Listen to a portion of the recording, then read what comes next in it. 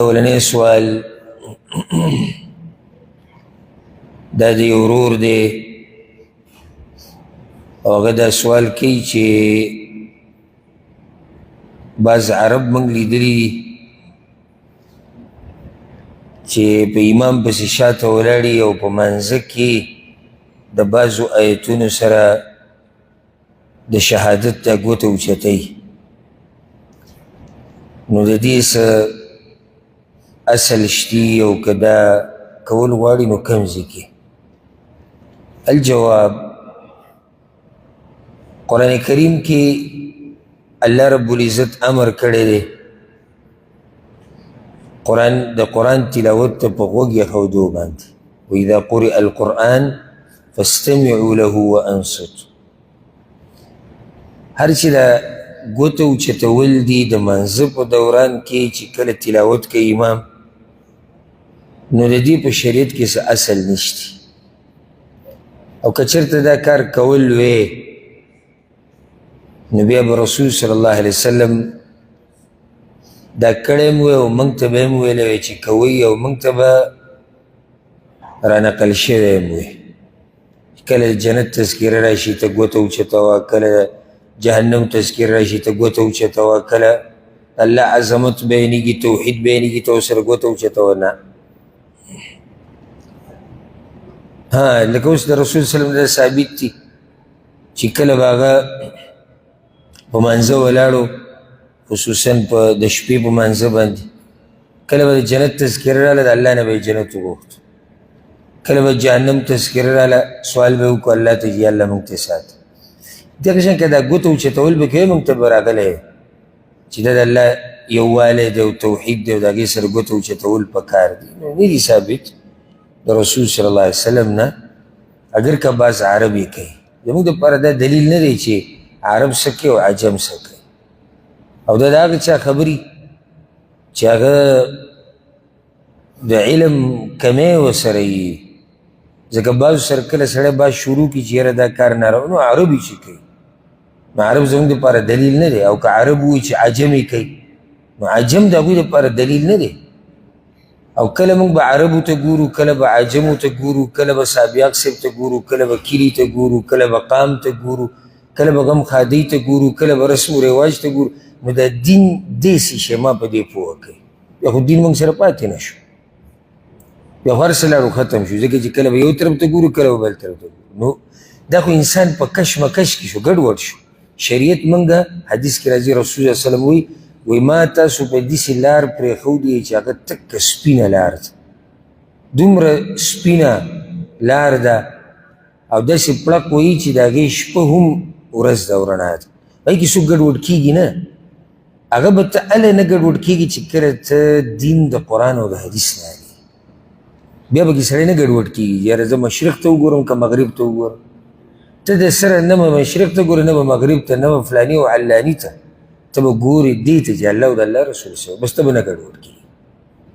خو چې اوس موږ دا وایو عرب داسې کوي عجم داسې کوي تورې داسې کوي سپینې داسې کوي پښتانه دا وایي پنجابیان دا وایي زموږ کلي والی نه وایي د هغوی کلي والی وایي زموږ مذهب والی نه مني د هغوی مذهب والی مني دا موږ ټول ګډوډ شو کشمکش کښې ځکه چې موږ ته هېڅ پته نه لګي چې د کوم ځای نه مسله راوالي نو دا دین داسې د چا د پلار نیکه میراث نه دی چې بس څوک پکې څه ور اچول غواړي هغه پکې ور واچوه څه ترې ویستل غواړي هغه ترې وباسه دین وایي د الله خبرې ته او د الله د رسول خبرې ته نو دا عمل نه دی ثابت او رسول صلی الله علیه وسلم وایي صلو کما رأیتموني اصلي داسې لمونځ کوئ لکه څنګه چې تاسو زه به منځه لیدلی صحیح بخاري کې دا روایت دی او یو ځای کې دا د رسول صلی الله علیه وسلم نه دی ثابت چې هغه د الله د ذکر سره د تلاوت په منځ کې په منځه کې هغه ګوته اوچته کړي دا نه دی ثابت او حدیث کې راځي لکه عایشه رضی الله عنها مشهور روایت دی صحیح بخاري صحیح مسلم کې من احدث فی امرنا هذا ما لیس منه فهو رد چا چې زموږ په دې دین کې داسې سره وویستو چې هغه په دې دین کې څه اصل نه وي هغه کار مردود دی که هر څوک کوي که د هغه پټکی په سر دی او که هغه مولوي صاحب دی او که هغه ډاکټر دی او که هغه عامي دی او که هغه جاهل دی او که هغه ملک دی او که غریب دی او که فقیر دی څوک چې حدیث عام دی څوک چې هم زمونږ په دین کې داسې کار کوي چې د هغې څه اصل او دلیل نه وي، رسول صلی الله دا کار مردود دی، د الله نه قبلوي، دا بدعت دی. نو خلاصه دا شو چې دا ګوته اوچتول د الله د ذکر سره د تلاوت په منځ کې یا د قرآن تلاوت کېږي، د جنت او جهنم تذکر راشي، هغې سره سړی ګوته اوچته کړي چې یاره دا یو قسمه دعا ده، چې دا مسله دم داسې لکه موږ چې تشهد باندې کښېنو ګوته اوچته کړي. او یا رسول صلی الله علیه وسلم بعضو موقعو کې دعا غوښتې ده ګوته یو سړی داسې اوچته کړې، نو هغه دلته نه دی ثابت. صرف یو خبره ثابته شوه، ډېره قیمتي خبره زما د ذهن ته راله، هغه دا چې دا ګوته چې عرب اوچتوي صحیح ده، دا کار نه دی ثابت، خو دا ته ثابته شو چې دوی په دې پوهېږي چې د امام څه وایي، که نه دا ته ثابته نه شو. نو څومره فرق دی په هغه چا کې چې هغه پوهېږي په دې چې دا کم تلاوت کېږي او دا څه موضوع ده او څه نه ده، او هغه کې چې هغه صرف یو اواز اوري، نور پوهېږي پرې نه.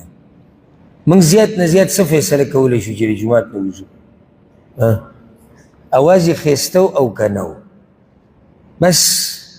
زموږ سره اخوا څه نشته. موږ زیات نه زیات دا ویلی شو چې یاره د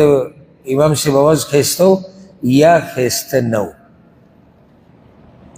دغه چې یو سړی نه پوهېږي، نه ترجمه شته، نه تفسیر شته، نه په هېڅ موږ نه پوهېږو، نو بیا هغه مونځ کې هم خوند نه وي، بس بیا یو منډه ده چې دې ته ضرور شي. الله دې زموږ په حال باندې رحم وکړي. دا ورو سوال کړی دی، وي ابدره چا قصه بیانوله زمونږ په جومات کې، وي قصه بیانوله، وی چې زه پې داسې پوه شوی یم، وی چې ملایکو چې دی فرشتو ابلیس قیدي کو د ځمکې نه ځان سره بوتو اسمان ته، بیا هغه د هغوی سره اوسېدو. نو جبریل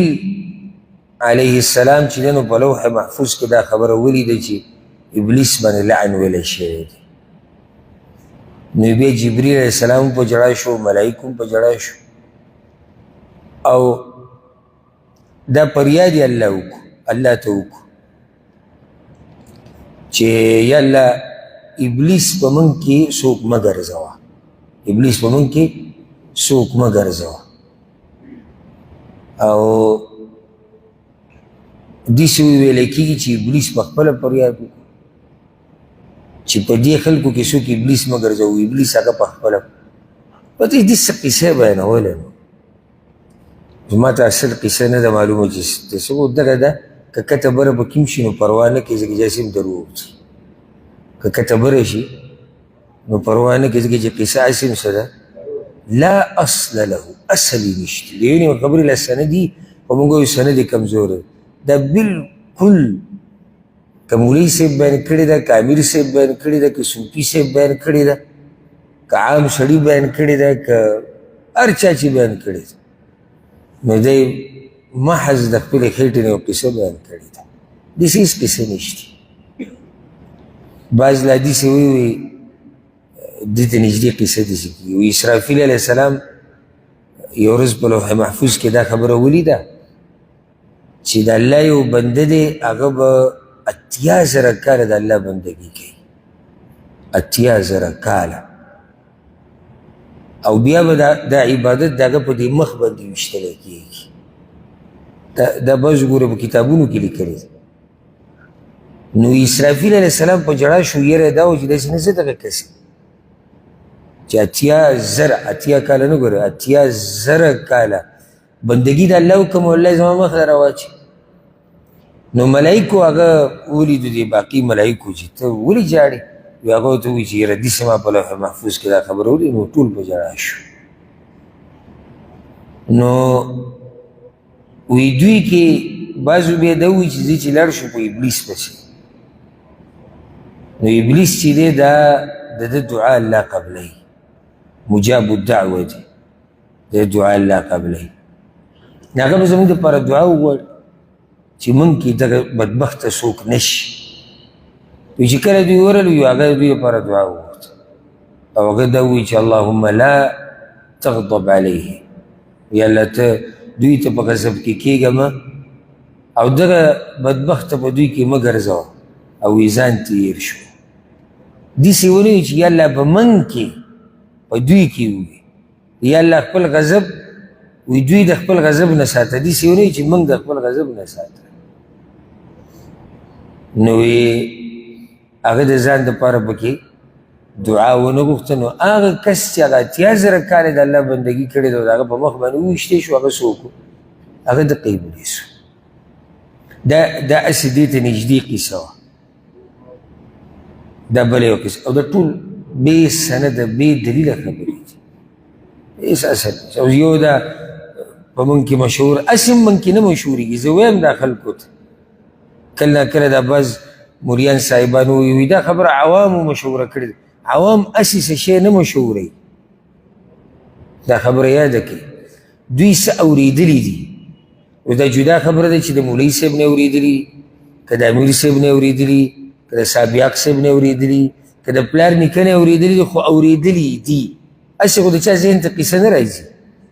او چې دا قصه چا بیانه کړې ده څوک یې هسې جوړولی شي سبحان الله دې ته ګوره لکه زمونږ دا جرأت نه کېږي چې موږ د دروغو قصه هسې جوړه کړو چې بیا ووایو چې دا دروغ دي ځکه چې څنګه به یې جوړوي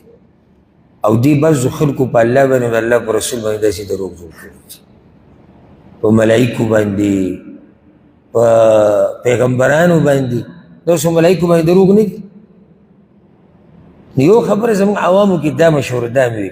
وي دي وی دا ابلیس چې دا د ملایکو استاذ ابلیس د ملایکو د فرشتو استاذ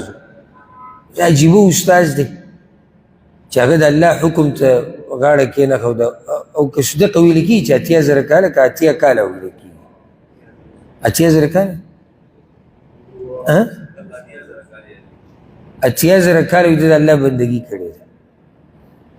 8000 کاله او بیا د استاذ پاتې شي او بیا د دا کار کوي ټولې پالتو خبرې ها د مجلس د ګرمولو لپاره ښه خبرې دي ها هو پکې ډېر کېږي بیان اورېدلو به دې هم خلک ډېر راځي ځکه چې دا قصې دي جاړي به ته هم خلک ډېر زمونږ پښتانه ګورې په دغه نه دي صرف یو قصه ورته بیان کړه چې دوی متاثره شي دوی په ژړای شي نو ستا نه علاوه بیا په دنیا کې ګوره بل پوه کس منیم نه زمونږ نظریه د پښتنو او سوچ دا ګوره ډېر لنډ دی ډېر لنډ لکه زه اوس دلته تا ته لګیا یم چې دین چې د هغه قرآن او حدیث دی دا د دروغو د قصو نه به ځان ساتي او لږي او لږي اته ومنله او یاره دا خبره شي بهر ته ووتي یو څوک ولاړ د امیر صاحب هغه ته قصه شروع کړه چې دا بزرګانو ویلي دي چې ابلیس به راته د ملایکو خواله او ته ورته په ژړا شو هلکه لږ ساعت مخکې چې تا ته را دومره اوږده تقریرونه وشو زمونږ ډېر زر ذهن بدلېږي ډېر زر نو بیا پکې دې ته هم نه ګورو دومره بیا موږ سره وخت نه وي چې د مخامخ سړي دا خبره په تله د شریعت کې ور واچو چې دا برابر ده که نه ده دغه خو پرېږدي تلې ته ور واچو اوس که څوک هم دا وایي چې دا خبره غلطه ده نو هغه زمونږ په کاته کې بې ایمانه دی هغه منافق دی دغه د دین سره نه لګي موږ دومره جذباتیان یو نو دا دین ستا د جذباتو سره تعلق نه ساتي ښه په سړه سینه خبره اوره بیا معلومات کوو چې دا خبره ثابته ده که نه ده هسې قصې خو دي هم د دې بعضو قصو د لاسه د دې بعضو د دروغو قصو د لاسه ملحدین په شریعت باندې اعتراض کوي ملحدین په شریعت باندې اعتراض کوي لکه هغه یو مولوي صاحب چې لګیا و وی دلته یو پیر صاحب دی او هغه زنانو له نه هغه نارینو له هم په خېټه باندې حمل جوړولی شي تاسو مې اورېدلي اما په سین څه وخت خبرې کړې وې عربۍ کې مناظره کوو اوس دا خبره چې ملحدین واوري چې هغوی خو دین سره هسې هم نه لګي بس موږ ته به یې نیغه نیغه کوي چې وګوره ښه دا ستاسو دین دی د سړي په خېټه بچې دا څنګه کېدی شي نو د دې بې علمو د لاسه د دې قصه ګو خلکو د لاسه د دې جاهلانو د لاسه هغه ملحدینو ته لار کولی شي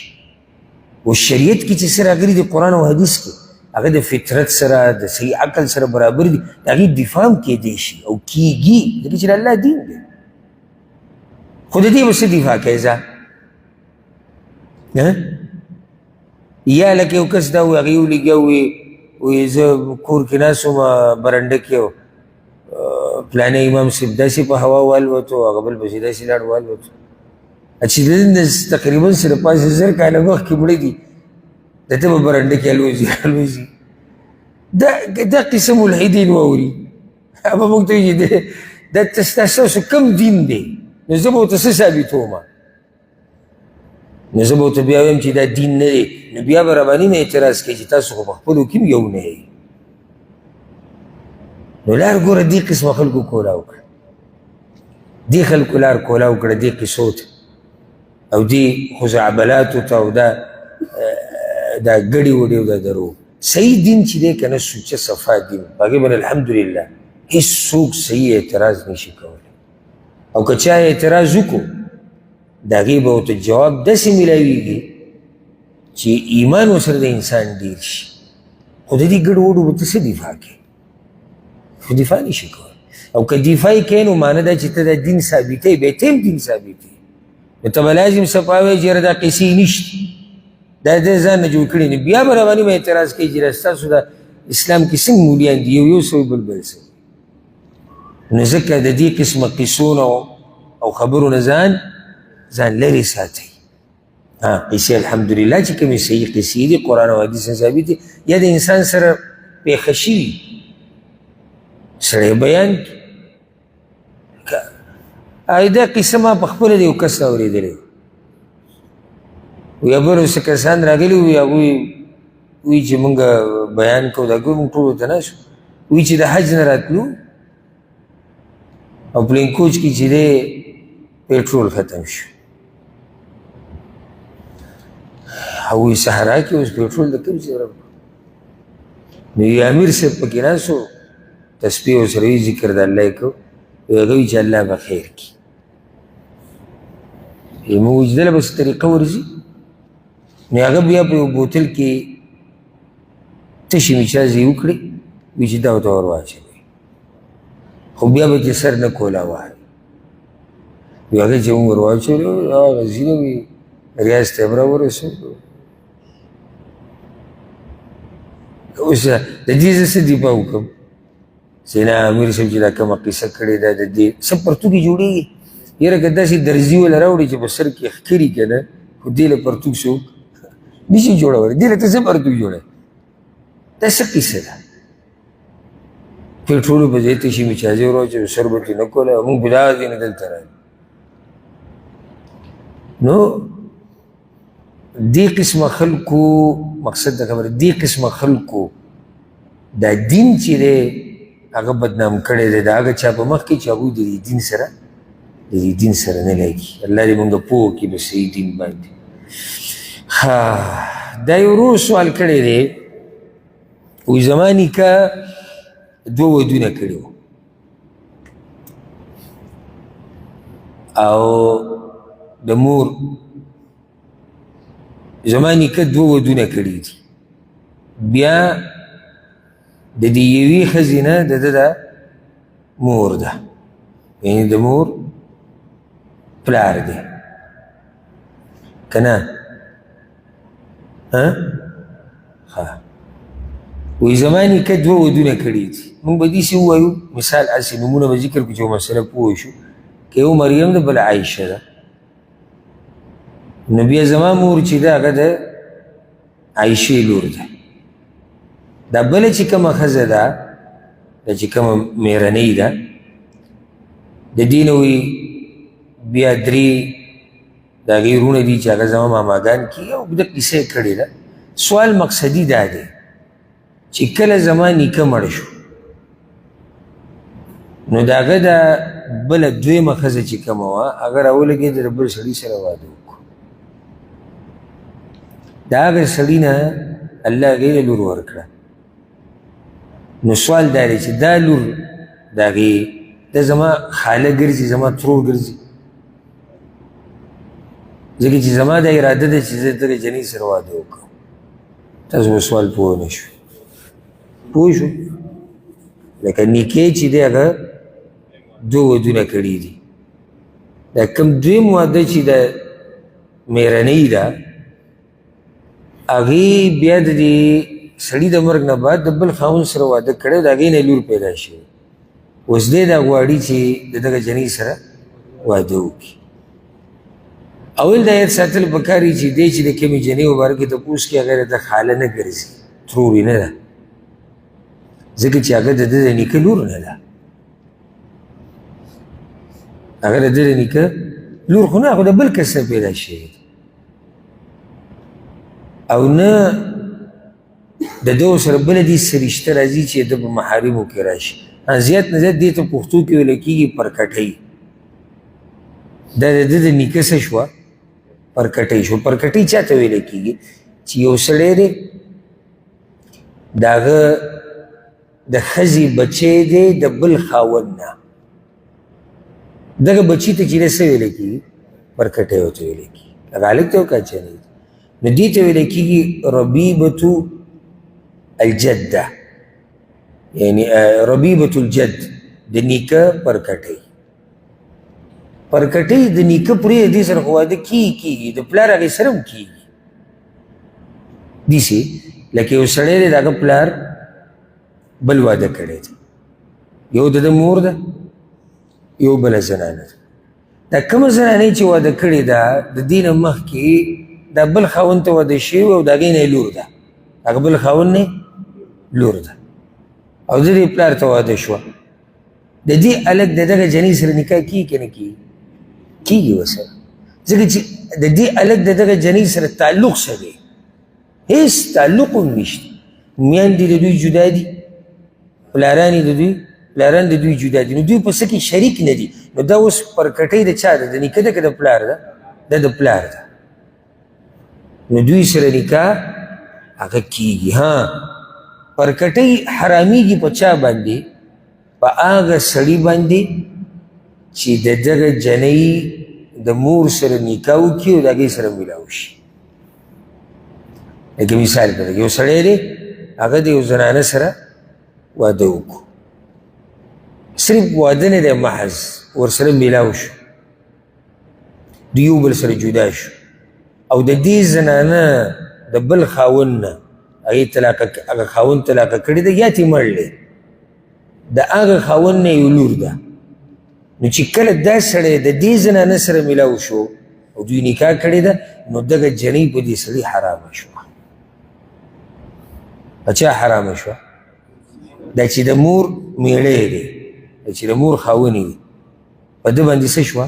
حرامه شوه ځکه چې هلته مور یې د ده په نکاح کې شوه خو د دې سړي د بچو خو د هغوی سره هېڅ تعلق نشته د ده بچي پلار مور جدا دي او د هغه جنۍ دک او هلک دی د هغوی مور پلار هغه جدا دي پوه پې شوی که نه حاصل دا شو چې ضرور ته موږ دا وایو چې دغه جنۍ سره ستا واده بلکل روا دی هغه ستا خاله یا ترور نه ګرځي هغه ستا د نیکه پرکټۍ ګرځي او د هغې سره واده الحمدلله روا دی ها دا یو ورور سوال کړی دی وی او دا ډېر اهم سوال دی وی کله داسې کېږي په واده کې چې جنۍ کور والا هلک کور والا ته دا وایي چې زموږ په کور کې چې موږ کوم میلمانه جمع کوو د هغوی خرچه به تاسو کوئ کله داسې کېږي لکه زموږ میلمانه به وي ستاسو هغه به ستاسو کور کې شي زموږ هغه به زموږ ځای کې شي دا خرچه به هم تاسو راکوئ یا یو ورځ به ستاسو میلماني بل ورځ به زموږ هغه راځي هغه خرچه به تاسو راکوئ سوال د ده دا دی چې دا خرچه ورکول دا په دې مهر کې حسابېږي او که نه لکه اوس یو سړی دی زنانه لی مهر په روپو کې موږ وایو چې لیکلی دی 50,000 روپۍ او د ډوډۍ خرچه ورکړه 15,000 روپۍ دا 15,000 دغه 50,000 کې حسابېږي که نه دا جدا حساب دی الجواب یاده کوي دا مسله ګوره یو دی مهر یو مهر دی چې هغه کله عقد کېږي او نکاح تړلی کېږي پای کې وویلی شي چې دې جنۍ ته به دومره مهر دا ورکوو. دا مهر ورکول لازم دی. یو مهر دی، یو هغه سامان دی، سازو سامان د کور چې هغې ته لازم هغه کور ضرورت لري چې هغې کې ښځه او خاوند لکه کټ شو، کپړې شوې، لوښي لرګي شو، دې ته ضرورت دی. نو یاده کوي دا مسله، ما ځکه تاسو ته زموږ په ډېره رحمه د کور سامان راوړه کور ته پوره کول دا د سړي ذمهواري ده، دا د ښځې ذمهواري نه ده. که زما کور دی نو زه د دې ذمهوار یم چې دې له به کټ راوړم دې کور له، لوښي لرګي، چوله، فریزر، ایسی، قالین، چې څه شی دې کور کې لګي د دې زه ذمهوار یم ځکه دا زما کور دی.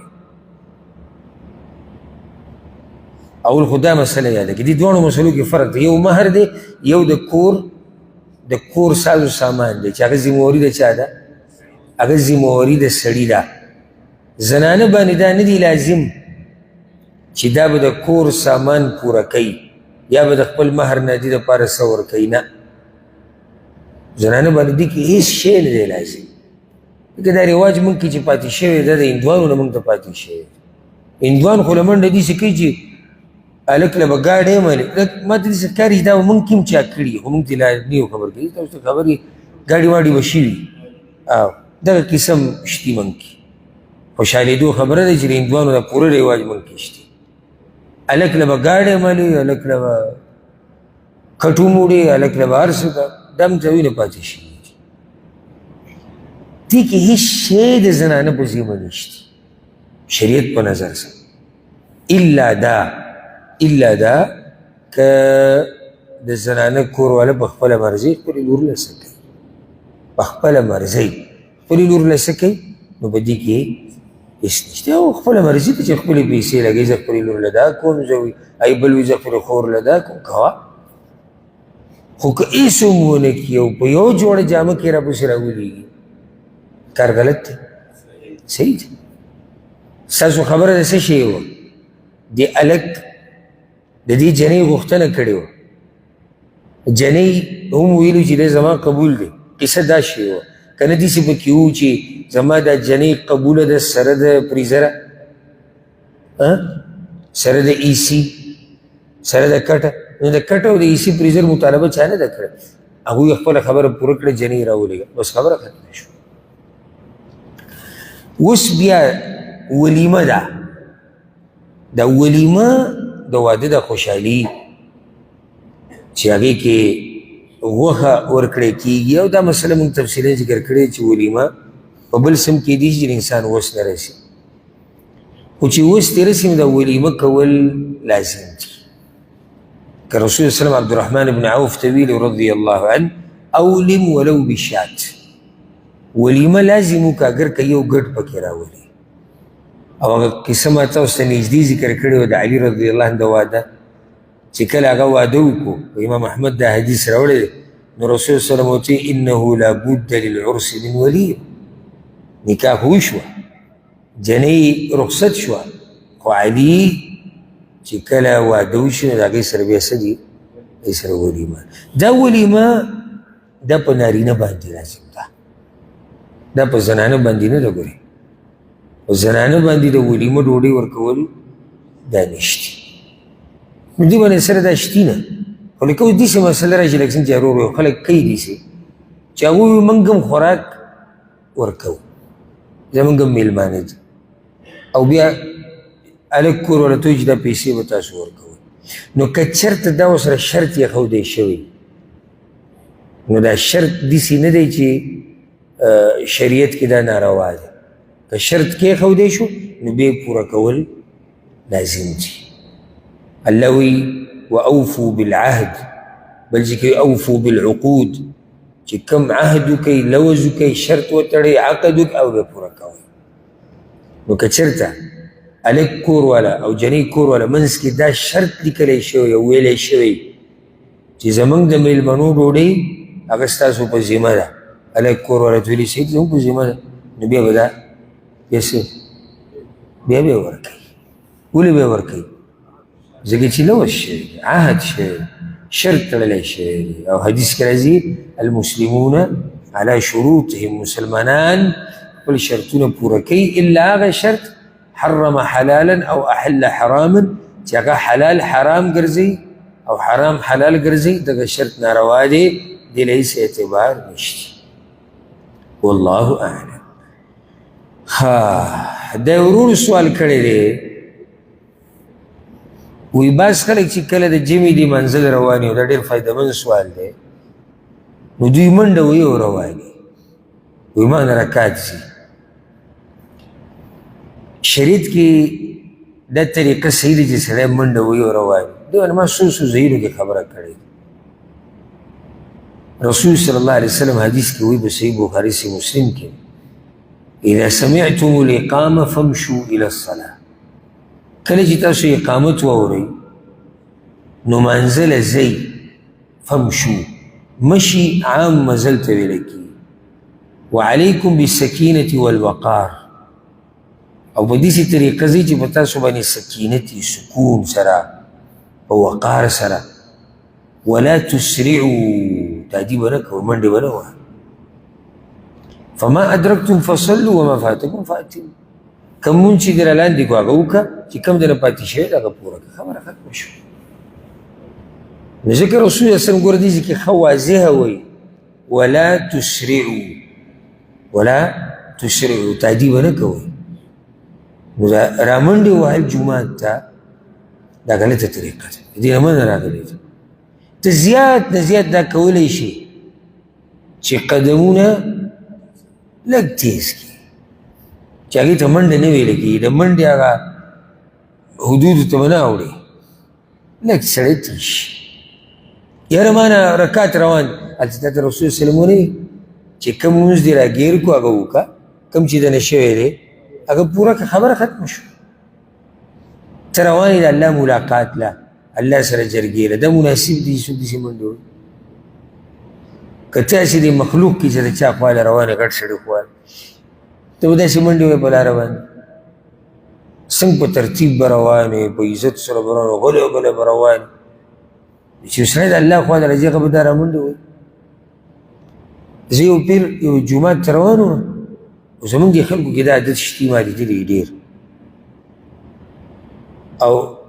هغه کار یې بدتر په دې چې قصدن عمدن به ناسي قصدن عمدن چې کله ورته پته ولګي چې یاره اوس رکات کېدو والا دی یا مونځ اخري رکات دی په دې به رامنډې وایي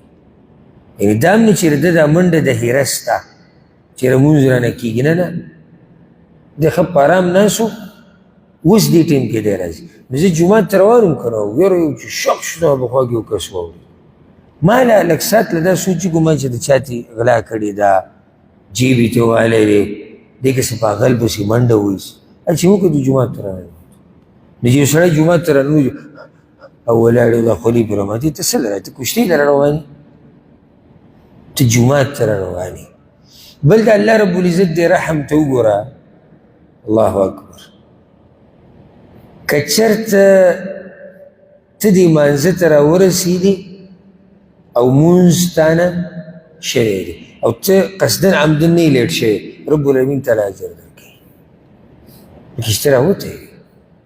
بلکې یو حدیث کې داسې راځي فإن أحدكم إذا كان يعمد إلى الصلاة فهو في صلاة صحیح مسلم کې حدیث دی تاسو کې چې یو سړی مانځه له روان وي نو هغه په مانځه کې دی د فضل د الله ته وګوره چې روان وي په مانځه کې دی یو قدم چې ته اوچتې الله دله پې نیکي درکوي او ګناه دله پې پرېږدي ته دې ټیم کې ته په عبادت کې داسې نه ده چې ته د عبادت نه بهر یې خو دا ما درته ووایي چې د هغه چا دپاره چې هغه معذوره دی لکه اوده پاتې شو خبر نه و څه داسې ضروري کار و بلکل چې بس دی دغه د ختموم او هغې کې یاره رکات رانه کېدو والی هېڅ تعدي مه کوه ته چې دا را روانې منزله د دیم تعالی الله رب العزت اجر درکوي نو دا منډې منډې وهل دا د شریعت خلاف کار دی والله اعلم ښه دا ورو سوال کړی دی چې یو سړی نکاح تړي زنانه سره او د هغې ماهواري، نو په ماهوارۍ کې نکاح تړل صحیح دي او که نه؟ الجواب، ګورې چې کله د نکاح په ټیم کې هغه شروط پوره او هغه ارکان چې کوم شریعت غواړي موږ نورو ځایونو کې ذکر کړي، نو دغه نکاح صحیح ده اگر که زنانه د حیض او د ماهوارۍ په ورځو کې شریعت کې دې څه نه دي راغلي چې یاره په دې ورځو کې نکاح هغه نه کېږي، نه، نکاح بلکل صحیح ده. نکاح ګوره کله نه کېږي د پردۍ زنانه سره، نکاح کله نه کېږي چې کله زنانه د عدت په دوران کې هغې سره نکاح نه کېږي. عدت ته څه؟ لکه یو سړی د ښځې له طلاق ورکړو، رجعي طلاق ته او که درېیم طلاق ته، نه بعد عدت دی 3 حیض، لکه د دې په دوران کې دې سره نکاح نه کېږي. یا عدت د خاوند د مرګ تېرې 4 میاشتې 11 ورځې، په دې ورځو کې دې سره نکاح نه کېږي. که څوک نکاح تړي دا باطل دی. نور دې نه علاوه که یو زنانه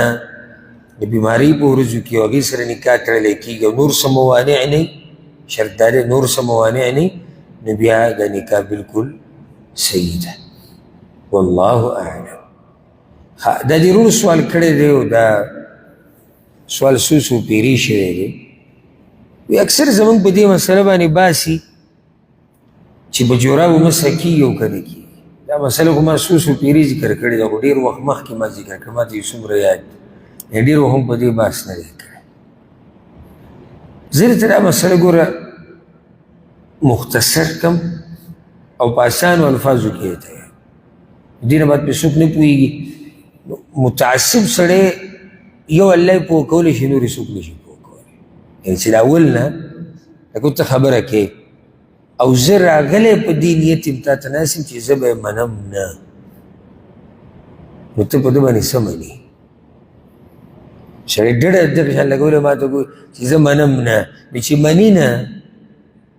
نو زما دا وضاحت، دلایل بیانول، تفصیل کول دا هېڅ فایده نه ورکوي.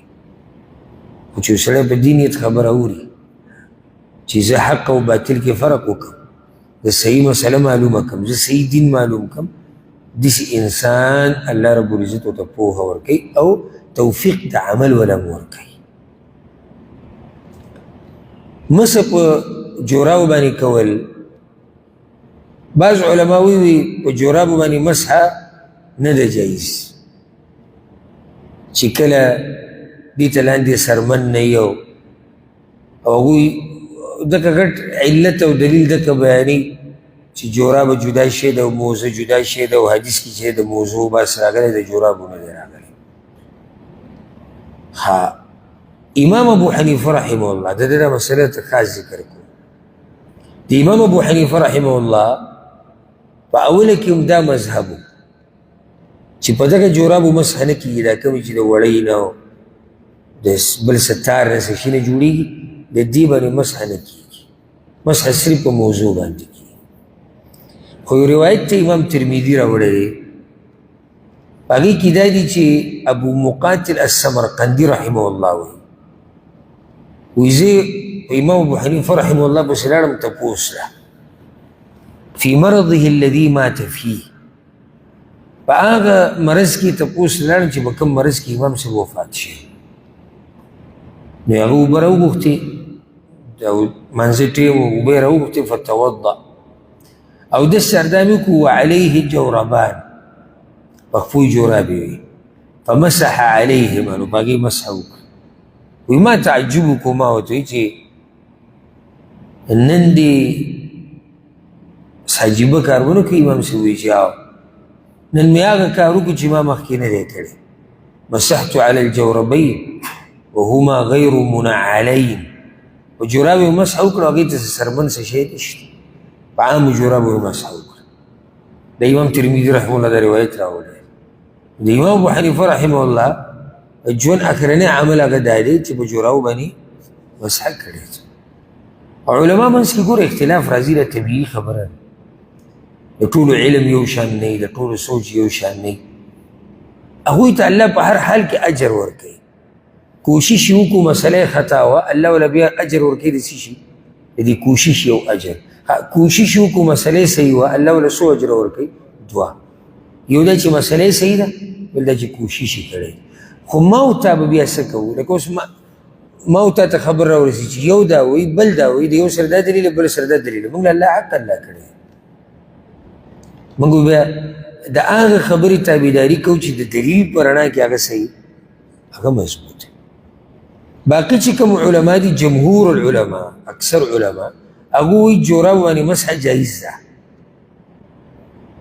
خو هغوی پکې بیا شرطونه یې ښودي دي چې دا به ډېرې نری نه وي په دې کې به بلکل سوری نه وي او دا به دا ګیټۍ د خپو به پټې کړي ښه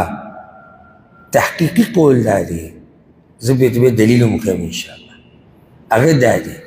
چې جوراب باندې مسح روا ده شریعت په رڼا کې او دا شرط چې دی بعضو علماو تړلی یعنې جمهور العلما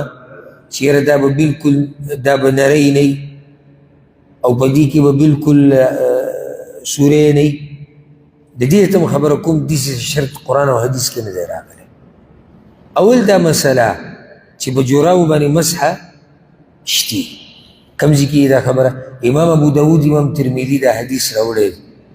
د مغیره بن شعبه رضی الله عنه ويتوضأ النبي صلى الله عليه وسلم ومسح على الجوربين والنعلين رسول الله صلى الله عليه وسلم او دس اردمك او جورب ومسحوا جوربين دقي هنتكي كسوق ما تلل تداوي جيرب زهم وليس زهم كتاب زهم مذهب زد خبر لكم زد خبر ده رسول الله صلى الله عليه وسلم ها بیا د ډېرو صحابه کرامو نه ثابت دي چې هغوی په جورابو مسح کړی بغیر داسې شرط امام ابو داود رحمه الله هغه صحابه کرام را نقل کړي دي علي ابن ابي طالب عبد الله بن مسعود براء بن عازب انس بن مالك ابو امامه سهل بن سعد عمرو بن حريث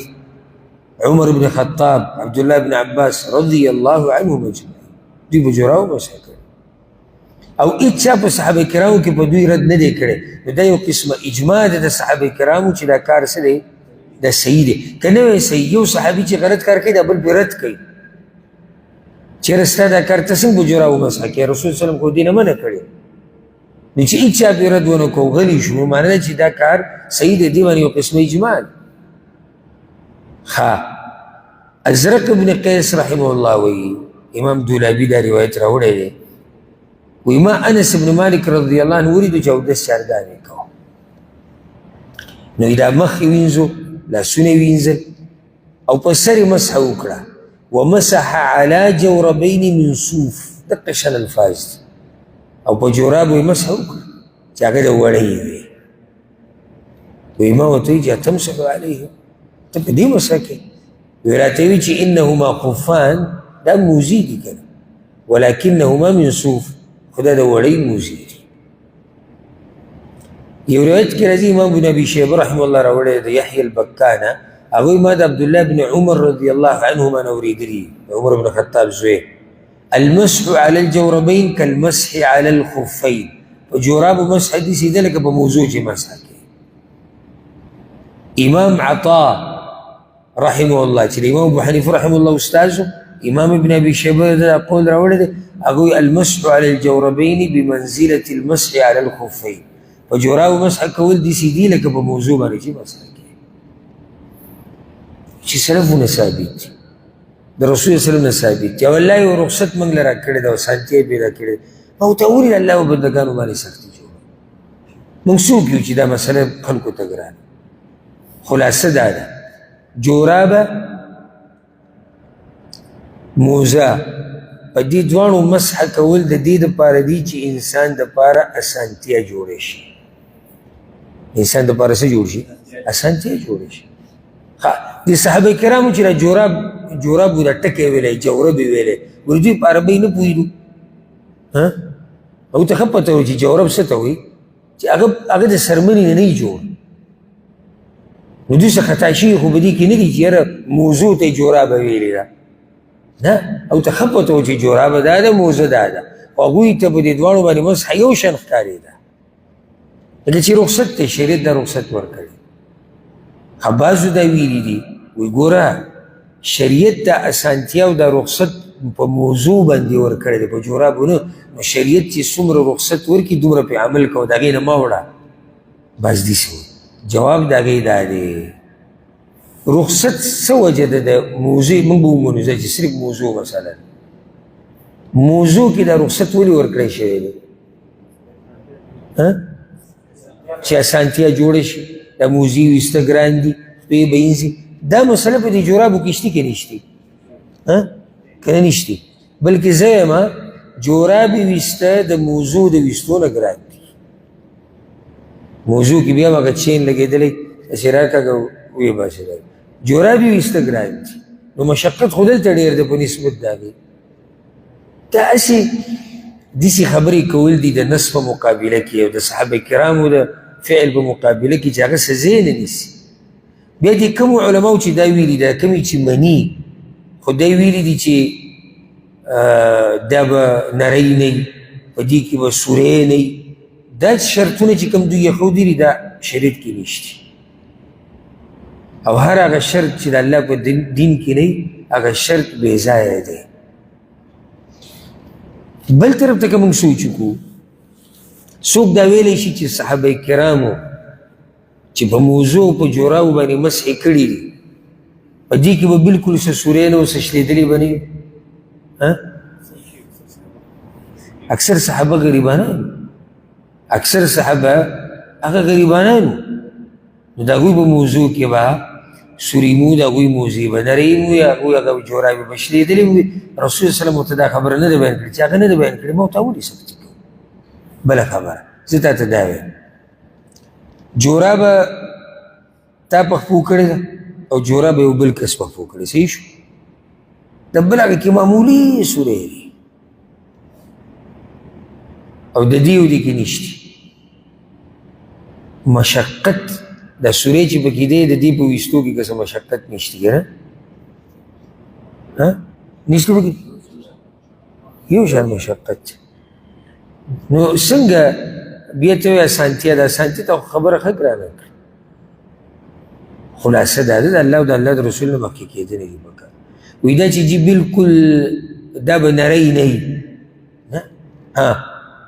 ګیټۍ به پکې پټي، دا خبره ده. ولې؟ ځکه چې خپې انزل د قضي پورې دي. ته چې په اوبو باندې خپې انځي نو کوم ځای پورې انځي؟ او دغه ګیټو پورې انځي. نو خپو دا جورابه به ستا کوم ځای پورې؟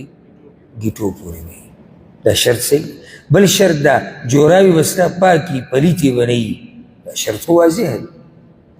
دغه شان تا به جورابې پخپو کړي د څه نه بعد؟ د اودس چاردام نه بعد. یعنې تا اودس چاردام په اوبو کړی دی،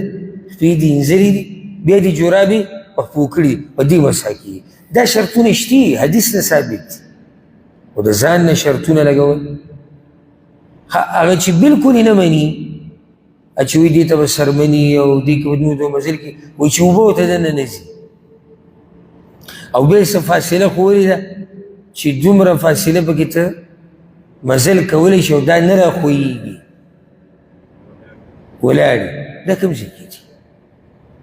اوبه به بلکل نه علي. تاسو ما دا قصه کې ذکر کړی وو، یو ورځ ما د جمعې لمونځ وکړو، راووتم نو یو کس ما سره میلاو شوی چې د جورابو دا مسح،